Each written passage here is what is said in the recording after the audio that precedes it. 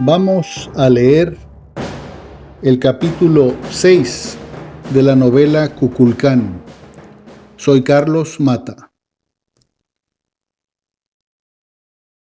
Apenas surgió la primera luz del alba cuando Aguilar oyó los llamados que le hacía Cortés, buscándolo afuera de la puerta de su tienda. El oriundo de Écija volvía de bañarse en el mar apacible y medio dormido, ya que en los años que pasó entre los mayas había adquirido el hábito del baño diario y sabía que se sentiría incómodo todo el día si no continuaba haciéndolo. 2 o 3 castellanos que fueron testigos del raro ritual del baño del exnáufrago lo observaron extrañados, debido a que ellos y casi todos los miembros de la expedición solo se lavaban algunas partes del cuerpo con un paño mojado, cuando menos una vez por semana, a pesar de que la mayor parte de su indumentaria estaba hecha de lana y los hacía sudar mucho en ese clima tropical. Debido al bochorno, 2 pajes del general enrollaron y levantaron una de las alas de la tienda, tras guardar la cama en el almofrej. Después les llevaron una mesita y 2 sillas, así como agua, té y algo para desayunar. Los 2 hombres se sentaron y se hizo un silencio azarado, roto solo por el zumbido de algunas moscas, hasta que Aguilar decidió hablar. Todo empezó desde el naufragio, dijo pensativo, viendo el sol radiante que salía detrás de las pequeñas lomas de la isla de Cozumel. Habíamos zarpado de Santa María de Darién 2 días antes, y si mal no recuerdo, nos dirigíamos a Santo Domingo. Creo que era finales del año 1510 o principios de 1511. La tormenta empezó de forma inesperada y por varias horas navegamos a palo seco a merced de la furiosa tempestad, hasta que la nave no pudo más, se quebró y naufragamos. No sé ni cómo pude salvar el pellejo, ni por qué estoy aquí todavía y puedo estar hablando contigo en este momento. ¿De qué tamaño era la nave?, preguntó el general, distraído y nervioso, sin saber qué decir o por dónde empezar. Tendría unos 10 y 8 metros de eslora y 6 de manga, de no mucha cala, puesto que la bodega no era muy grande. ¿Cuánta gente había en la carabela?, preguntó Cortés, mientras miraba el pan de la canasta en la mesa, tratando de decidir qué tomaría de almuerzo. Escogió al fin una hogaza recién horneada y rellena de tocino. Casi 40, contestó Aguilar, al tiempo que tomaba una empanada fría de jamón. General, no me estás atendiendo ni entendiendo. En ese naufragio yo me hundí y casi me ahogué, o mejor dicho, me ahogué. No pude salir a tiempo a la superficie. Abrí la boca y tragué mucha agua, y me hundí casi hasta el fondo del mar. Estuve así, bajo el agua, por mucho tiempo. Cortés miró perplejo a Aguilar. Con asombro casi místico le preguntó: «Entonces, ¿cómo es que...?»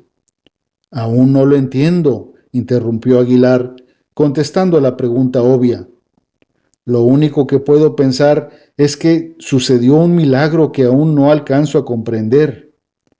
Aguilar hizo una pausa para observar la reacción de su interlocutor ante sus palabras.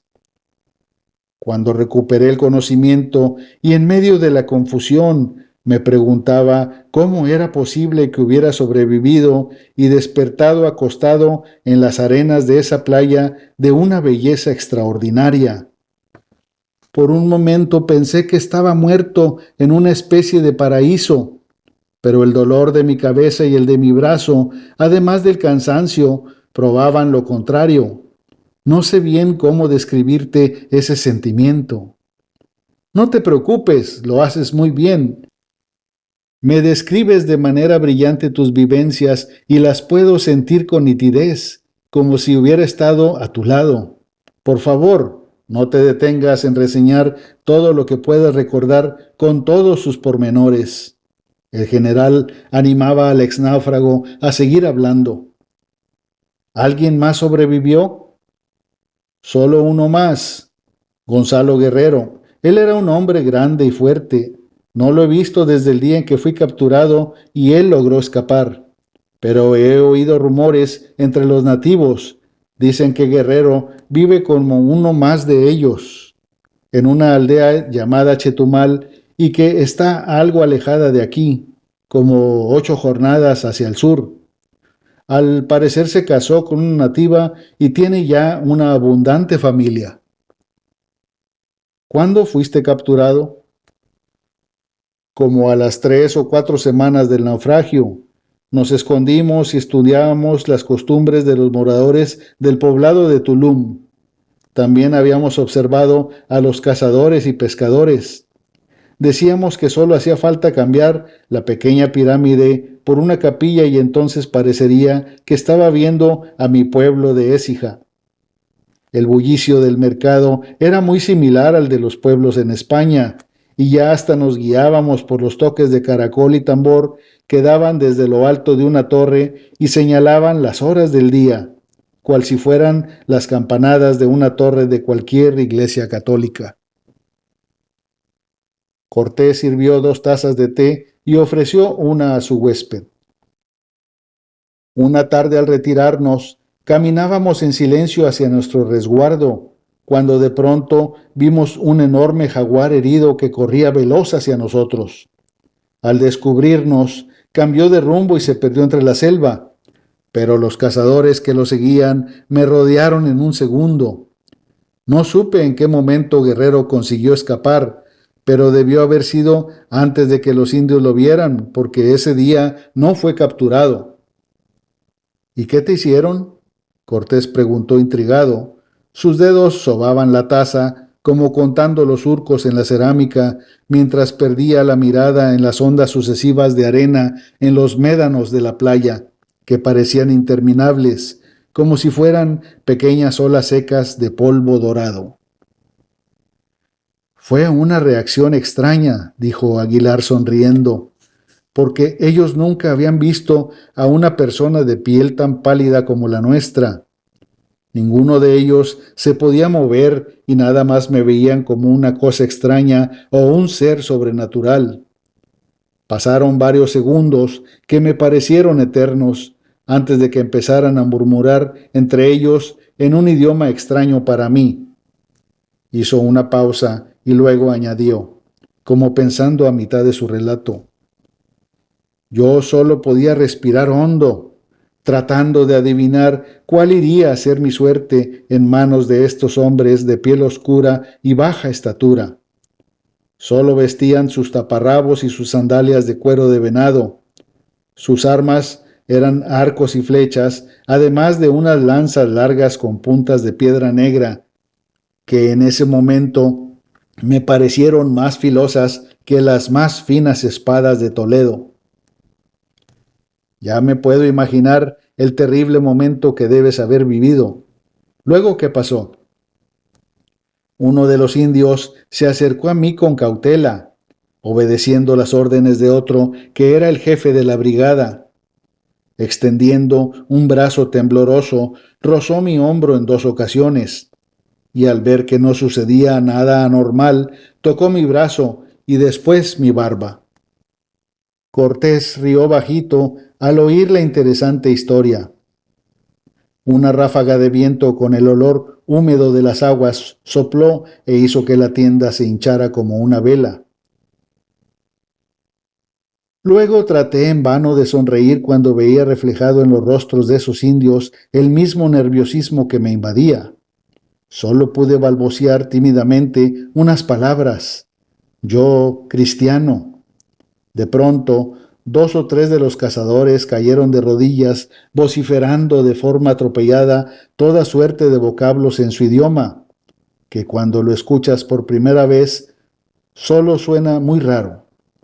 Poco después me indicaron con señas el camino a Tulum y me llevaron allá. Un guardia se aproximó caminando hasta la mesa donde estaban e interrumpió la conversación. General, lo buscan los capitanes Montejo y Escalante. Tengo algunas cosas que hacer. Déjame organizar el plan de acción para hoy. Cortés se disculpó. Pero más tarde me gustaría seguir escuchando tus experiencias en aquel sitio. Será un placer para mí, general, contestó Aguilar, mirándolo alejarse a grandes zancadas hacia su caballo que ya le traía otro paje.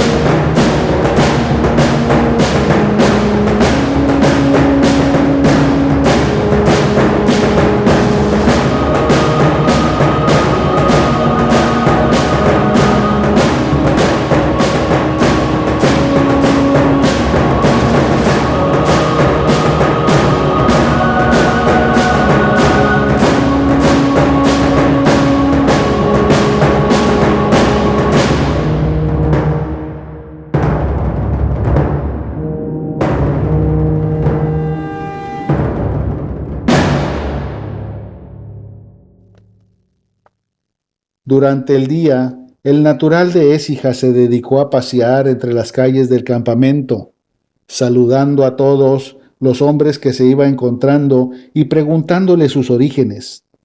En cada una de sus historias trataba de hallar algún eslabón que lo uniera con aquel pasado que por años le pareció haber perdido. Con algunos hombres platicó largo y tendido de los muchos sucesos que se habían dado en los reinos de España, así como en Cuba, en todos esos años que estuvo perdido para la civilización. De esa forma se enteró que el rey Fernando el Católico murió en 1516 y el hijo del rey Felipe el Hermoso, nieto de Fernando, era ahora el rey Carlos I del Reino Unido de Castilla y Aragón. Por esas pláticas que le hacían evocar nostalgias difusas, Aguilar conoció también la forma en que había salido la expedición de Cuba. Supo que a Cortés le había sido dada la venia para comandarla por el simple hecho de ser compadre del gobernador, pues por lo demás, antes solo había sido un escuro hacendado con una pequeña encomienda de indígenas en Cuba, un pobre escribano del gobierno y fugaz alcalde de Santiago. Para colmo de males, tampoco contaba con la experiencia de las expediciones previas que otros capitanes sí tenían. Cierto que había ganado el grado de capitán cuando ayudó a Velázquez a la conquista por lo demás sencilla de la isla, pero en muy pocos de aquellos rudos soldados, el ex náufrago pudo atisbar algún ínfimo destello de admiración hacia su principal comandante.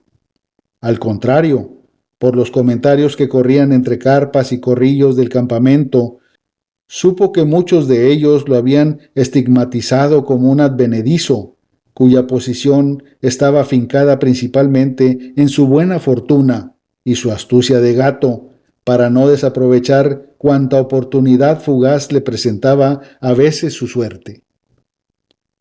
Hernán Cortés había estrechado los lazos con el hombre fuerte de Cuba después de tener muchas diferencias con él, las que le costaron algunas noches en la cárcel, de la cual escapó varias veces a raíz de su casamiento con Catalina Juárez, dama de la aristocracia hispánica.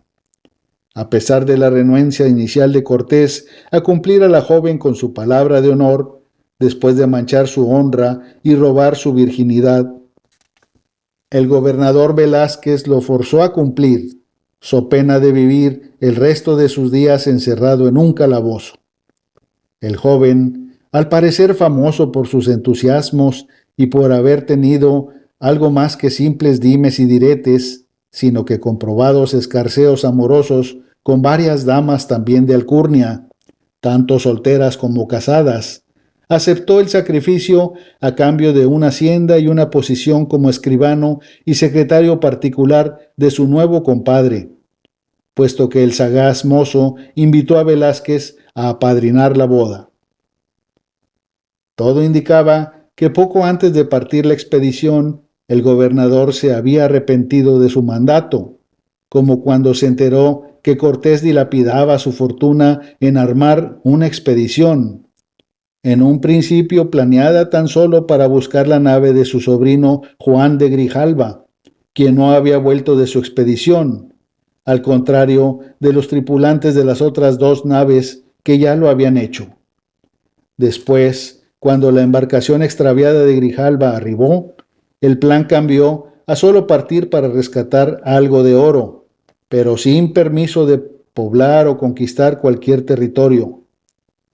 Al saber que Cortés contaba ya con 11 carabelas y había reclutado más de 400 hombres, muchos de ellos de los recién regresados de Congrijalva, y que entre ellos viajaría Cristóbal de Olid, un muchacho que Velázquez mismo había criado en su casa, el gobernador sospechó de inmediato la traición que el sagaz y granuja general tramaba, e inútilmente intentó detenerlo. Valiéndose de la astucia que nace de la ambición, Cortés terminó de organizar su empresa y, en flagrante desacato a la autoridad, persuadió a los emisarios de su compadre, quienes llevaban los despachos oficiales que le ordenaban abortar la misión. Fue así como, en vez de dejarse convencer por ellos para cancelar su viaje, los convenció para unirse a su causa, y luego de decirles que una vez que un ejército está conformado y listo para ir a hacer la guerra en otra parte, si no se le autoriza a partir, puede tener la peregrina idea de empezar a hacer la guerra en su misma tierra, e inclusive marchar contra el gobierno hasta derrocarlo.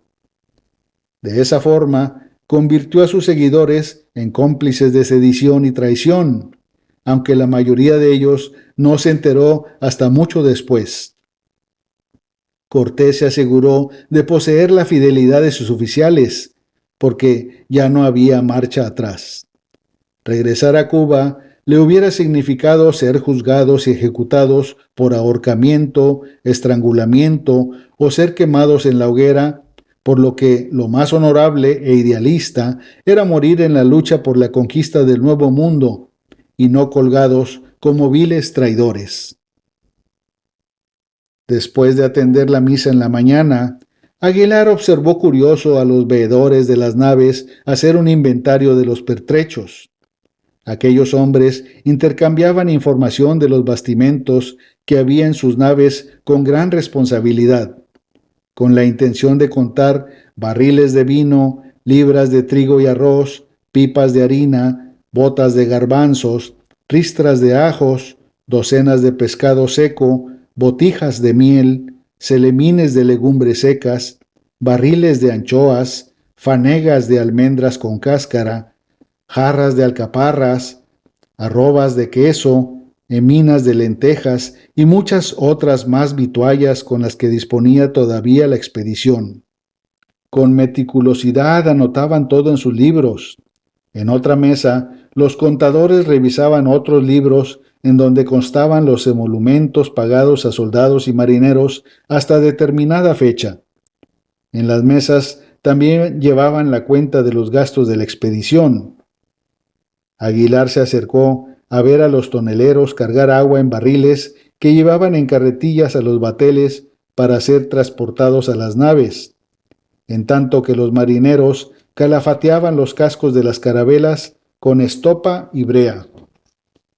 El recién llegado se distrajo viendo a los hombres encargados de recoger brazadas de leña para el fogón de las naves, así como pienso y forraje para alimentación de las bestias. También vio de lejos a los encargados de los pertrechos, quienes laboriosos estaban aparejando los navíos. Poco después, se paseó entre los encargados de preparar y empacar carne seca, cereales y otros alimentos durables para alimentar al ejército durante los días de travesía. Vio a grumetes y calafates en las cubiertas trabajando en el mantenimiento de las carabelas, remendando velas rotas, revisando y tensando las cuerdas de cáñamo, así como carenando y tratando de remover hierbas y la broma del casco, antes de que esos moluscos siguieran carcomiendo las planchas de madera. Se alejó de los mastines, porque al acercarse, los perros, acostumbrados a ser asusados para atacar y matar a indios de piel oscura, le gruñeron con el hocico recogido, tal vez por el color bronceado de su piel. Prefirió acompañar a los palafreneros que llevaban a los caballos por retorcidos senderos arenosos a pastar hasta la marisma.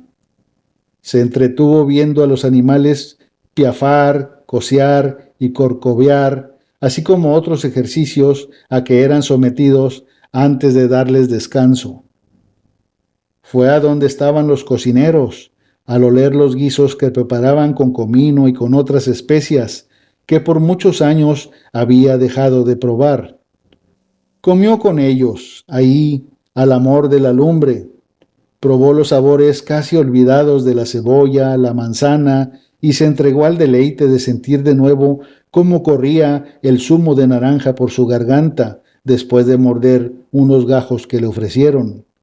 Después pasó por calles del campamento donde los soldados zurcían sus rotosas y raídas ropas y sus camisas blancas percudidas. Ya más tarde asistió a rezar el rosario antes de encaminarse a su tienda a descansar. El sol se había puesto y la penumbra empezaba a cubrir el campamento. Alrededor de las fogatas, los soldados reían y comían y se rascaban o despiojaban unos a otros. A lo lejos se empezaba a oír un rasgueo que Aguilar no podía identificar. No sabía si provenía de guitarras, vihuelas o laúdes, pero que completaban los suaves tonos de armónicas y dulzainas que acompañaban los cánticos de nostalgia o los versos picarescos que algunos hombres empezaban a tañer mal y cantar peor. El hombre pudo ver a lo lejos a Alvarado y a otros 2 jinetes dirigiéndose a la carpa del general, cabalgando todavía con la rodela al brazo y la lanza al ristre. Recordó que el general quería verlo en la tarde, así que decidió encaminarse también hacia allá.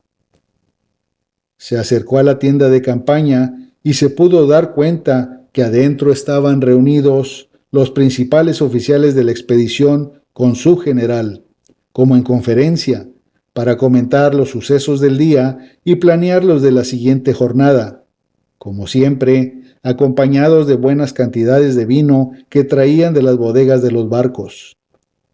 Se detuvo, pensando si era conveniente su presencia en esa reunión, dada la escena que había vivido con los capitanes. Detrás de la cortina, escuchó lo que se platicaba adentro. Al oír los rugidos viscerales con que se comunicaban esos rudos hombres, con sus voces tan diferentes a la de los mayas, por la carcajada siempre pronta de algunos, reconoció que los efectos del vino se habían hecho ya presentes en las cabezas. «Ya han sido reparadas las 2 naves dañadas», dijo un capitán. «Estamos listos para partir. Debemos seguir el camino de Grijalva, ir a Tabasco por el resto del oro que Grijalva olvidó allá», dijo otro. «Sí», el grupo festejó con algarabía el comentario del capitán Escalante. Cortés estaba serio, rascándose la barba. «¿Cómo te fue, Pedro? ¿Qué viste en el otro extremo de la isla?», preguntó Alvarado sobre la misión que recién había concluido. Alvarado era un hombre pelirrojo de aventajada estatura, fuerte y delgado. Sus ojos eran de un color azul intenso que le daban a su mirada un cierto aire siniestro, de recio soldado curtido por los afanes del mundo. Había también algo en su actitud que parecía darle ínfulas de superioridad con todos, y hasta para con el mismo Cortés. Quizá por eso Aguilar sintió aversión hacia él desde el momento en que lo conoció. «Tan solo la misma mierda, nada nuevo», respondió al apurar un vaso de vino. «Pero hubieran visto las caras de esos indios. Entramos a la plaza del pueblo a lomos de nuestras monturas y la mayoría de la gente se refugió en sus casas. Apenas unos cuantos se quedaron mirándonos con ojitos como de borregos que van a trasquilar. En mi penco subí los escalones del montón ese de piedras, con mis hombres atrás de mí, y todos juntos sacamos esas figuras de animales y cabezas de serpientes que tienen por dioses, y las echamos a rodar por los escalones para que se quebrasen como si fueran bolas de sal. El capitán pelirrojo, muy orondo, terminó el comentario en tono burlón. Aguilar sintió como si su cuerpo fuera traspasado por una lanza por la irreverencia sacrílega, y como si hubiera sido impulsado por una catapulta, prorrumpió en la tienda, sobrecargada de vapores etílicos, gritando al capitán pelirrojo: «¡Nunca vuelvas a hacer eso!». La carcajada provocada por el comentario de Alvarado se acalló de repente al escuchar aquel grito. Todos lo miraron sorprendidos y pasmados, sin entender semejante imprudencia y preguntándose el motivo de su exabrupto. Rojo de ira, Alvarado se levantó de un salto y se enfrentó a Aguilar con una mirada tan llena de fuego que reflejaba un brillo asesino que nacía sin duda en lo más profundo de su acre corazón. «¿Cómo te atreves?», exclamó otro capitán de barba vedijuda que estaba cerca de él y cuyo aliento de sepulturero con olor a vino le bañó la cara. Al momento que se percataba del refulgir de espadas acompañado del sonido metálico que hacían sus hojas al rozar la contera de las vainas. Las espadas de un capitán de rubicundo cabello ondulado, como de alambre de cobre y muy mala catadura que se encontraba más lejos, y la de otro que traía el pelo negro cogido en una cola corta en la nuca, blandieron en el aire. Las de otros dos más detrás de ellos, que solo amagaron con desenvainar, solo salieron de la vaina a mitad de su longitud. «Esas figuras representan dioses para los indios», dijo Aguilar, estoico e impasible, tratando de justificar su reacción, aunque ya arrepentido de su decisión irreflexiva. «Quizás tan sagradas como lo es para nosotros la imagen de la Santa Cruz». Alvarado no dejaba de verlo. Soplaba como una forja, mientras que con su mano no soltaba la cruz de su espada. Miró a Cortés en una especie de gesto de quien solicita autorización para callar a ese hombre que había osado alzar la voz a alguien de su envergadura. Después de sopesar la situación por tan solo un instante, intervino el general rápidamente para calmar los ánimos de su capitán y bajarle los humos, ya que conocía de sobra sus arrebatos impetuosos y sus arranques de ira. Pasó una mano sobre la espalda y el hombro de Aguilar, cubriéndolo, y de inmediato alzó la voz. «Este hombre es Jerónimo de Aguilar. Es nativo de Écija y estuvo perdido en tierras mayas por 9 años. También habla el idioma de ellos». Cortés lo alejó del cuerpo vigoroso y estatuario de Alvarado porque podía sentir la ira en el ambiente. El militar seguía con la mirada al recién llegado, con un gesto deprecatorio pintado en su rostro, a fin de manifestarle su disgusto. No le gustaba al capitán de fogoso temperamento y con la siempre pronta comezón de echar mano a la espada, el tener que reprimir y no poder dar libre curso a su ansia de matar. Cortés fijó sus ojos en Alvarado para detener cualquier intento de protesta del pelirrojo. Así era el general. Quienes lo conocían eran conscientes de que ejercía su autoridad sin aspavientos, pero con firmeza, y en casos necesarios se hacía obedecer a gritos o por la fuerza. Aunque eso casi nunca sucedía, de forma subliminal siempre los había hecho comprender que el poder le venía de Velázquez, el gobernador de Cuba, y por ende del rey de España. Bien sabían los capitanes que una insurrección ante esos poderes era castigada de forma implacable por la corona, y pagada con la cabeza bajo el hacha del verdugo. Por esta razón, desde este momento, Cortés matizó sus palabras y utilizó un tono inequívoco y marcial. Nombro a Jerónimo de Aguilar como el traductor oficial de la expedición. A este cargo le confiero el mismo grado de importancia en nuestro ejército como al de cualquiera de ustedes, y al que ose tocarlo, lo ahorco. ¿Estamos todos de acuerdo?, concluyó. No hubo desobediencia. Los oficiales dejaron escapar una aquiescencia de mal talante por medio de un gesto de afirmación que hicieron con sus cabezas. Ahora, si nos disculpan, me voy a llevar a Jerónimo a su tienda, ya que tenemos asuntos de mucha importancia que tratar. Buenas noches, caballeros. Los dos hombres salieron de la tienda y caminaron a la del exnáufrago.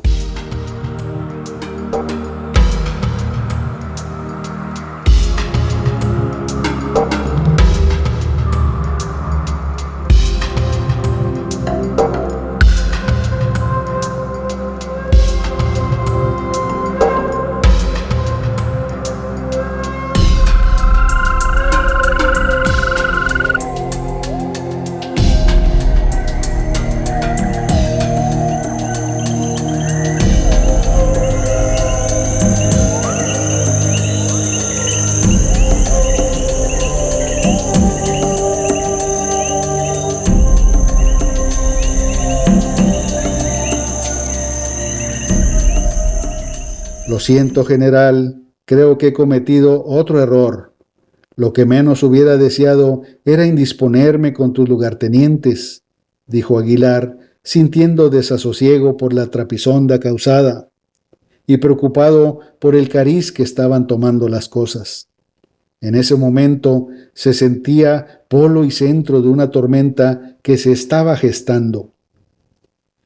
No estés apenado, todo está bien. Lo que pasa es que tú tienes una manera de pensar y mis capitanes pueden pensar diferente. Ellos no son como tú o como yo, que fuimos a estudiar y somos hombres criados entre libros y crecimos bajo cuidados de nuestras madres. Ellos son hombres sandios y rudos, de modales chocarreros, vienen de estratos bajos y sin muchas letras, hechos a combatir y a conquistar a base de derrotar al adversario, por lo que a veces es muy difícil para ellos evitar la tentación de la espada. Algunos están bañados en mucha sangre en las campañas de España e Italia, la conquista de Cuba y tantas otras justas ganadas en el campo de lid. Pero esas son las condiciones que yo exijo de mis hombres, porque es así como necesitamos que sean, si es que queremos lograr algo importante en esta expedición. Son hombres que desconocen treguas y fatigas, buenos veteranos de lanza y espada, y nadie mejor que ellos para hacer frente al peligro y dirigir una tropa de pecadores como la que conforma mi ejército. Pero ahora los tengo en mi contra. ¿Qué van a pensar de mí? A lo mejor pensarán que estás un poco loco por tanto tiempo que pasaste en tierras mayas. No te preocupes. Con la próxima copa de vino, Pedro olvidará el incidente y el resquemor que pueda sentir. Cortés encendió una vela con la tea que estaba fuera de la puerta. Con ella hizo arder otras de un candelero que había en la mesita. Después de hacer eso, ambos hombres tomaron asientos. ¿Tú sí me crees?, preguntó Aguilar en tono serio. ¿O tú también piensas que no estoy cuerdo? Al general extremeño le tomó varios segundos para contestar.